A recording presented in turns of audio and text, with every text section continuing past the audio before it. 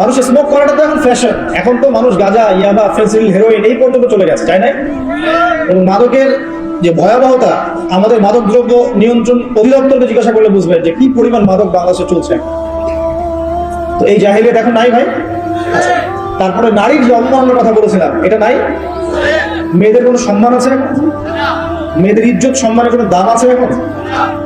এই যে porn industry বলে একটা কথা আছে, পর্ন ইন্ডাস্ট্রি, সারা ওয়ার্ল্ডে যে পর্নের একটা ইন্ডাস্ট্রি চলছে, এখানে মেয়েদেরকে পণ্য বানানো হয়নি? যখন একটা মেয়ের ইজ্জতকে বিক্রি করে দেওয়া হয়, মুসলিমরা তার বিপক্ষে কথা বলে, তখন কিছু নারীবাদীরা মুসলিমদের বিপক্ষে দাঁড়িয়ে যায়। কিন্তু ওই নারীবাদীরা তখন দাঁড়ায় না যখন এই মেয়েদেরকে পতিতলা যেতে হচ্ছে, দাঁড়ায়? বরং যখন তারা পতিতলা থেকে ফেরত আসছে, তখন স্লোগান দিচ্ছে যে আমার দেহ আমার সিদ্ধান্ত, আপনি কথা বলার কে? তো দেখুন মেয়েদের কোন জায়গায় নিয়ে আসছে এখন আমরা। একটা বাচ্চা মেয়েকে এখন সেফ মনে করা হচ্ছে না, একটা বাচ্চা মেয়েও এখন ধর্ষণ থেকে রেহাই পাচ্ছে না। এর জন্য শুধু কি মেয়েটা দায়ী? মেয়েটার এখানে কি দোষ আছে? দোষ কার? নিঃসন্দেহে আমাদের। এবং পর্নোগ্রাফির ফলে প্রত্যেকটা পুরুষকে জানোয়ার বানানো হচ্ছে। পর্নোগ্রাফি কেন দেওয়া হয়েছে? বিকজ যাতে করে আমাদের এই যুব সমাজের তরুণ যুবকরা, টকবগে রক্ত যাদের, এরা যেন ভিতর থেকে পশু হয়ে যায়। আপনি স্বাভাবিক একটু বোঝেন, স্বাভাবিকভাবে বসে আছেন, কোরআন তেলাওয়াত করছেন, নর্মালি বসে আছেন, আপনি 5 ওয়াক্ত নামাজ পড়েন, জিকির আজকার করেন, কোরআন তেলাওয়াত করেন। এখন আপনি বসে বসে কোরআন চর্চা করছেন, হাদিস চর্চা করছেন, কিছু লিখছেন, লেকচার রেডি করছেন, গবেষণা করছেন।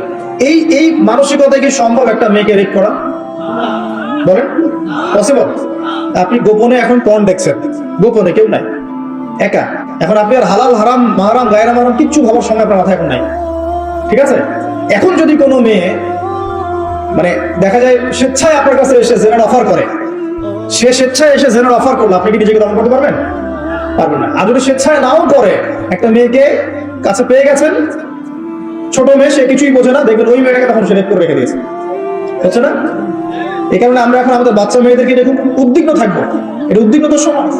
আপনার মেয়ে, আমার বোন, আমার মা, এটা সেফ নয়। একজন এমপি সাহেব তার স্ত্রীকে নিয়ে রাত্রেবেলা হেঁটে যাবে, সাহস করতে পারে না এখন, ভয়ে না জানি রাস্তায় কখন তার ওয়াইফকে সিজ করে নিয়ে চলে যাবে। কোন যুগে আছে না? আর এর মধ্যে কিছু মেয়ে পোশাক খুলে ফেলে নগ্ন হয়ে রাস্তায় ঘোরার জন্য আন্দোলন করছে। তারপরে ঢাকা শহর থেকে তো আপনারা আসেন, যাওয়ার সাথে করেন, দেখবেন সেখানে ছেলের পোশাক মেয়ে পরে, মেয়ের পোশাক ছেলে পরে। আল্লাহ পাক ছেলেদেরকে বলেছেন কাপড় উপরে কাপড় পরে। এই সুন্নত ফলো করছে এখন মেয়েরা, এই হাঁটুর নিচে কাপড় পরে, আর ছেলেরা কাপড় পরতেছে একদম শেষরায় শেষরায়।